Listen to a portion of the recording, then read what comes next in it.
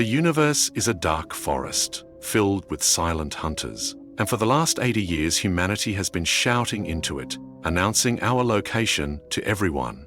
So everyone, welcome to the Purple Files. If you enjoy our videos, please consider subscribing to the channel. Let's get right into it. Since the dawn of humanity, we have looked up at the stars and asked the same fundamental question. Are we alone? Our own galaxy, the Milky Way, is a sprawling city of light containing somewhere between 100 billion and 400 billion stars. For a long time, we could only guess how many of those stars had planets. But now, thanks to modern astronomy, we know the answer is most of them. Our best estimates suggest there are billions, perhaps even tens of billions, of rocky, Earth-like planets orbiting within the habitable zones of their stars, right here in our own galactic backyard. And our galaxy is just one of an estimated 2 trillion galaxies glittering in the observable universe. The number of potentially habitable worlds in the cosmos is so large, it is functionally infinite. Given these numbers, the universe should be teeming with life. It should be a vibrant, noisy place, filled with signals, probes, and the grand engineering projects of countless civilizations.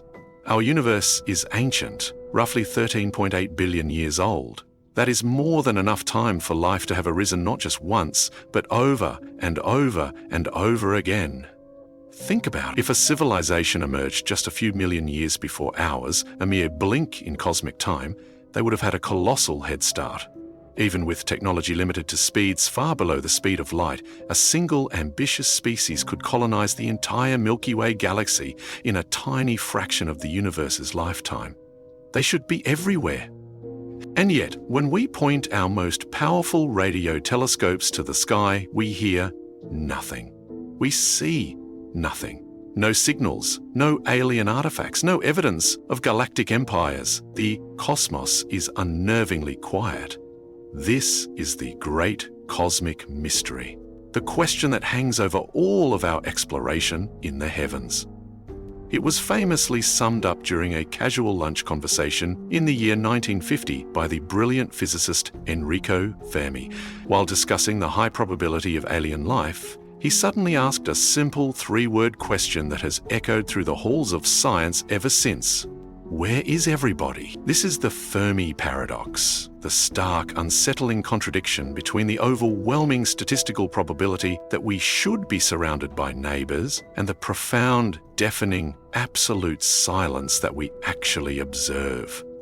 It is a puzzle that has generated dozens of possible solutions, from the hopeful to the mundane to the deeply disturbing. But before we can explore the most terrifying of these solutions, we must first understand the true depth of this great silence, and the chilling possibility that the silence itself is the answer. To find the most disturbingly plausible solution to the great silence, we must journey beyond the realm of established science and into the world of speculative fiction. It was not an astronomer or a physicist who articulated this terrifying answer, but a storyteller. In the year 2008, the celebrated Chinese author Liu Cixin published The Dark Forest, the second novel in his critically acclaimed trilogy, Remembrance of Earth's Past. Within the pages of this book, he laid out a solution to the Fermi Paradox, so logical and so profoundly chilling that it has since escaped the confines of fiction and has been seriously discussed and debated by scientists, futurists, and philosophers across the globe. Liu Cixin, who worked as a computer engineer for a power plant before becoming a full-time writer, brought a uniquely analytical and unsentimental perspective to his work. His approach was not to imagine aliens through a human-centric lens of hope or morality, but to apply the cold, hard principles of game theory to the question of cosmic survival. This methodical approach, which would earn him the prestigious Hugo Award, resulted in a thought experiment that feels less like a narrative choice and more like a mathematical certainty. It strips away our comforting assumptions and forces us to confront the possibility that the universe operates on a set of rules far more brutal than we have ever dared to imagine. The core of the warning presented in The Dark Forest is this: the universe is not silent because it is empty. It is silent because it is full of intelligent life, and that life has learnt from brutal experience that the single greatest mistake it can ever make is to announce its own existence. This idea stands in stark contrast to many of the more optimistic portrayals of alien contact, which often envision wise, benevolent explorers eager to share their knowledge. Liu Cixin's work argues that such optimism is a dangerously naive projection of our own desires. It suggests that the silence we observe is not a mystery to be solved, but a piece of evidence in itself. Evidence of a universal law that is ruthlessly enforced. This concept, born from a work of fiction, has gained so much traction because it elegantly explains the observed data. The sky is quiet, just as the theory predicts it should be. It provides a framework that resolves the contradiction of the Fermi Paradox without needing to assume that life is rare or that interstellar travel is impossible.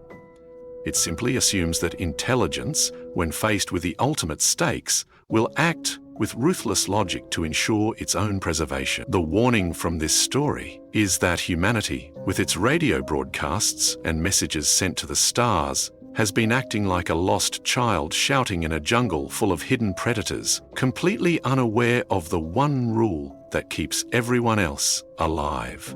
To understand the terrifying logic at play, you must fully embrace the central metaphor of the theory. Picture the universe not as an empty ocean, but as a vast, ancient, and impenetrably dark forest at midnight. It is a place filled with gnarled trees that block your view and muffle all sound. In this forest, every technologically advanced civilization is a lone hunter.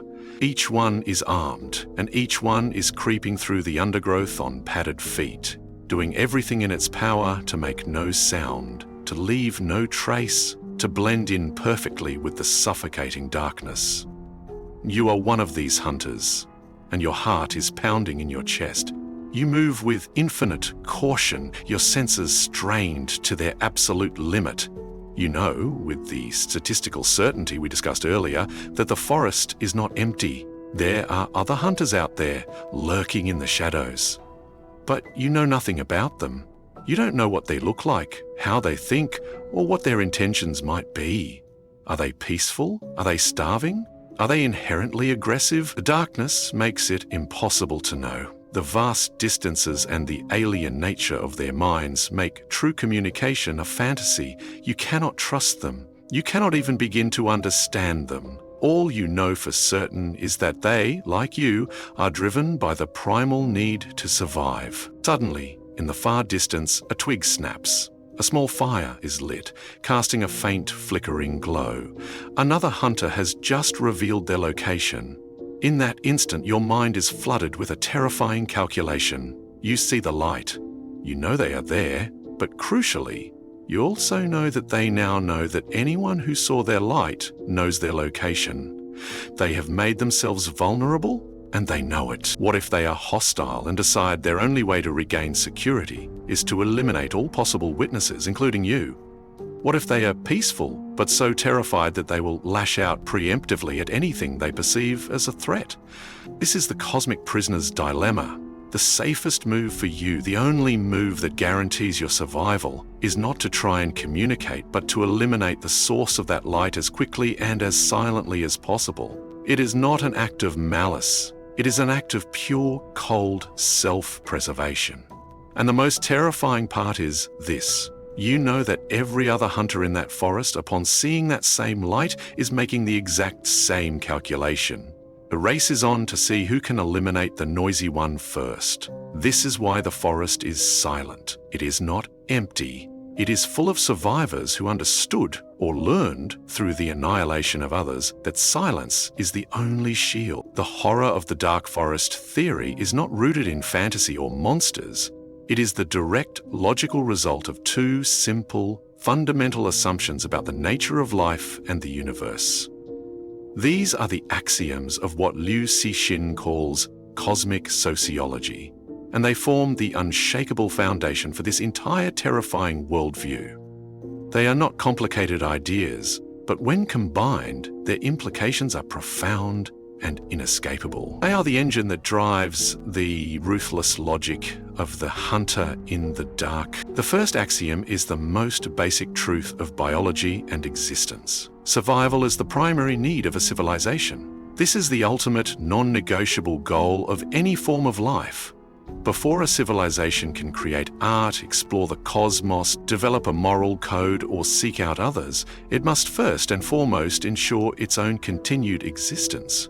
Any species that does not place its survival above all other concerns will be naturally filtered out by the unforgiving processes of evolution and history. Therefore, when you encounter another form of intelligent life, the only thing you can know for certain, the only motive you can attribute to them with 100% confidence, is that they want to survive. The second axiom introduces the universal conflict that turns survival into a deadly competition. Civilizations continuously grow and expand, but the total amount of matter and energy in the universe remains constant. A civilization, especially a technological one, is a system that consumes resources to sustain and grow itself.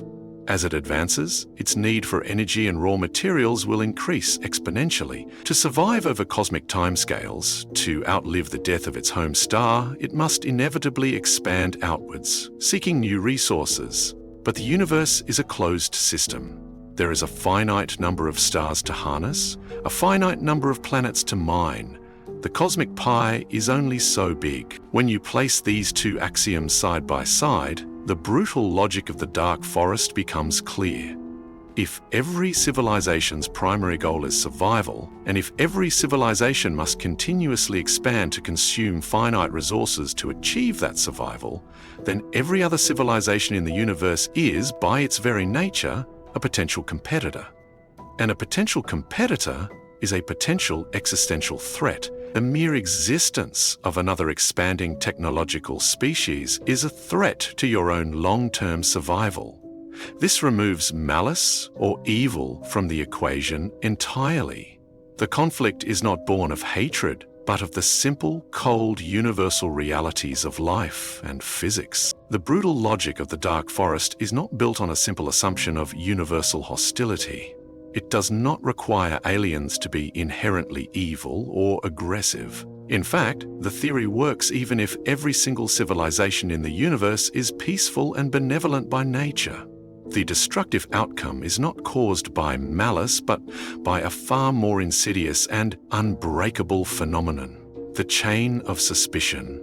This is the idea that between any two civilizations, separated by the vastness of space, there exists a fundamental and escalating wall of doubt that makes true trust impossible to achieve. The first link in this chain is the most basic. You can never be 100% certain of another civilization's true intentions. Imagine you make contact with an alien race. They seem friendly, they send messages of peace and cooperation, but how can you be sure? It could be a genuine greeting, or it could be a sophisticated deception, a tactic to lull you into a false sense of security before they strike. Given that the stakes are the total annihilation of your species, a 99% certainty of their benevolence is not good enough. That 1% of doubt is enough to keep your hand on the trigger, because a mistake in judgment is irreversible. But the chain does not stop there. The second link introduces the dimension of time.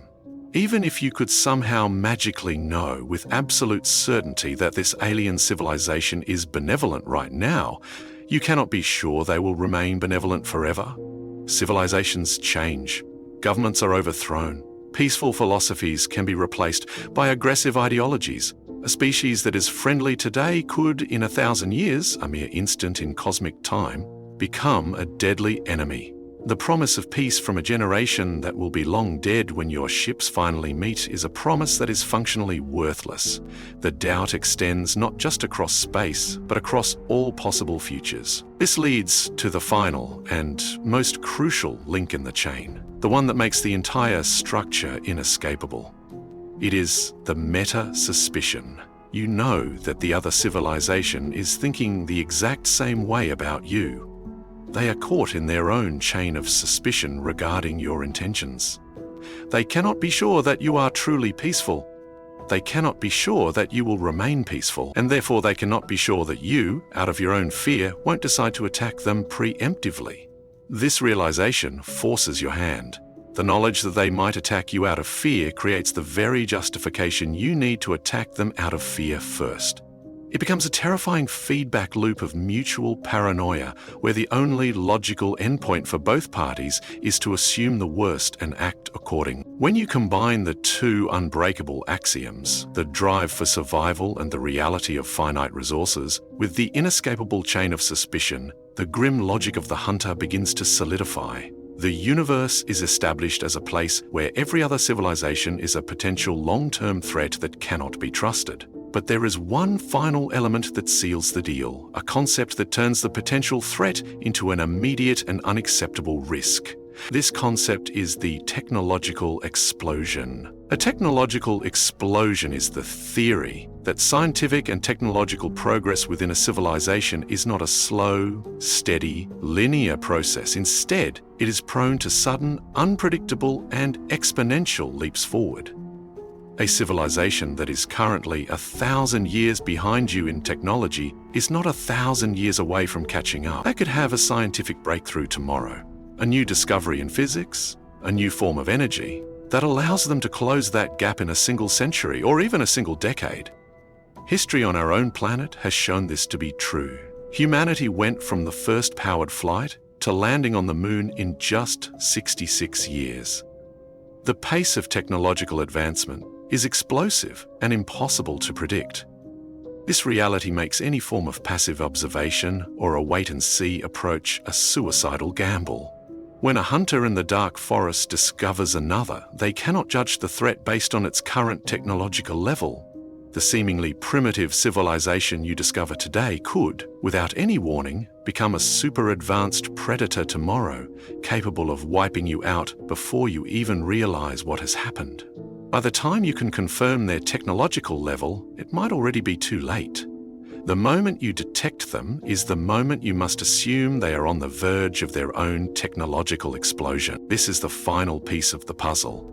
The hunter's logic is now complete. You see a light in the forest. You know they are a future competitor for resources. You know you can never trust them due to the chain of suspicion. And you know that their technological progress is a ticking time bomb of unknown duration.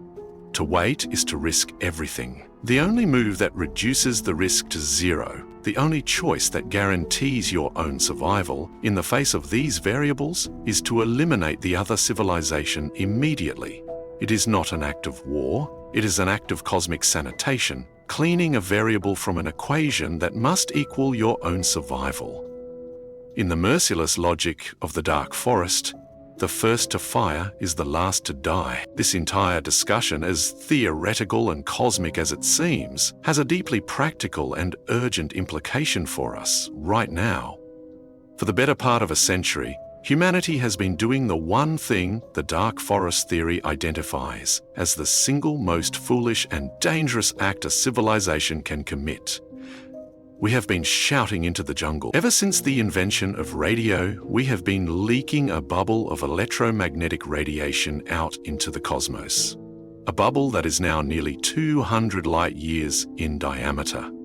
Our television shows, our radio broadcasts, our military radar, all of it is traveling outwards at the speed of light, announcing our presence to anyone with a sensitive enough receiver, but we have not been content with just accidentally leaking our position. We have been actively and intentionally screaming for attention.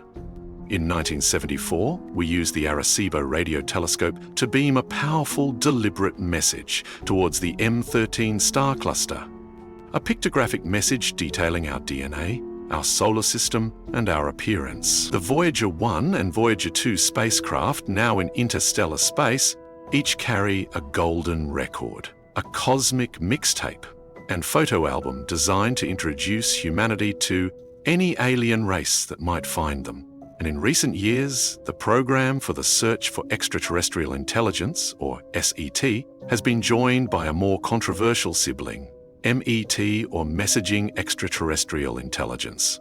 An initiative focused not on listening, but on actively sending new, powerful messages to nearby star systems. Viewed through the lens of the dark forest theory, these actions are transformed from hopeful gestures of exploration into acts of catastrophic naivety. We are the equivalent of a lone hunter in the midnight forest, not only lighting a bonfire, but actively throwing fireworks into the air and screaming, "We are here, we are unarmed, and here is a map to our location."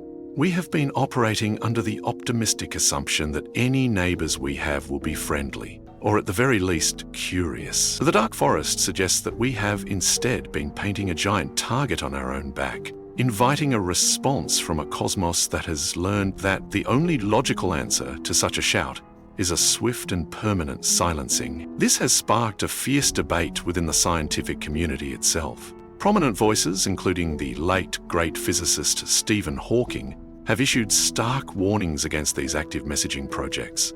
Hawking famously argued that an encounter with an advanced civilization could be akin to when Native Americans first encountered Columbus, an event that did not end well for the natives. The question is no longer academic. We have already sent the messages. The shout is already echoing through the forest. The only question that remains is whether we should continue to do so. Is it time for humanity to learn the lesson of the silent hunters, to douse our fire, and to hold our breath? The dark forest theory presents a vision of the universe that is profoundly bleak.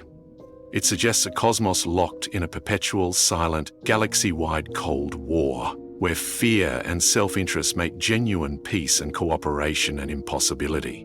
It paints a picture of a sky filled not with potential friends, but with hidden executioners, where the only path to long-term survival is to become one yourself. It is a logical trap that seems to leave no room for hope. But is that the only answer? Is there any possible escape from the brutal logic of the forest? The very author who created the problem, Liu Cixin, also proposed a potential, albeit terrifyingly fragile, solution within his novels. That solution is deterrence. In this scenario, a civilization can achieve a state of relative safety if it can guarantee its own ability to retaliate. This is the same logic of mutually assured destruction that governed the Cold War here on Earth. To achieve this, a civilization must broadcast its location, but also broadcast a credible threat, a death hand, which ensures if it is destroyed, it will automatically unleash a retaliatory strike that will also destroy its attacker. This creates a delicate equilibrium where attacking you is suicidal. However, this safety requires revealing yourself and living under a constant, hair-tearing threat of shared annihilation. Beyond this grim stalemate, one must look for hope by challenging the core axioms themselves. What if, for instance, a civilization can evolve beyond the need for physical expansion? Perhaps truly advanced beings would upload their consciousnesses, living as digital entities in vast computational substrates that require minimal energy, thus breaking the axiom of constant expansion and resource competition. What if a universal moral code is, in fact, possible? Perhaps some ancient, godlike, hyper-civilization exists that acts as a galactic policeman, enforcing a set of rules that prevents the dark forest scenario from playing out. These are comforting thoughts, but they rely on speculation and hope, rather than the cold, hard logic that makes the dark forest theory so compelling. Instead, it is ultimately, we are left in a state of profound and unsettling uncertainty. The dark forest remains a powerful, elegant, and unfalsifiable hypothesis. It perfectly explains the data we have, the great silence. We simply do not know whether we are alone in an empty cosmic cradle or if we are the new noisy children in a dark forest filled with silent, terrified hunters. The theory does not give us a definitive answer, but it provides us with a stark and vital warning. It forces us to confront the immense and terrifying stakes of our journey into the cosmos, and it leaves us, and all of humanity, with the ultimate question. Do we continue to shout into the darkness, hoping to find a friend, or do we finally learn our lesson, hold our breath, and join the great silence? And that is it. If you've enjoyed this video, please consider subscribing to the Purple Files, click the like button, and drop a comment down below. More videos to come, and until then, thanks for watching.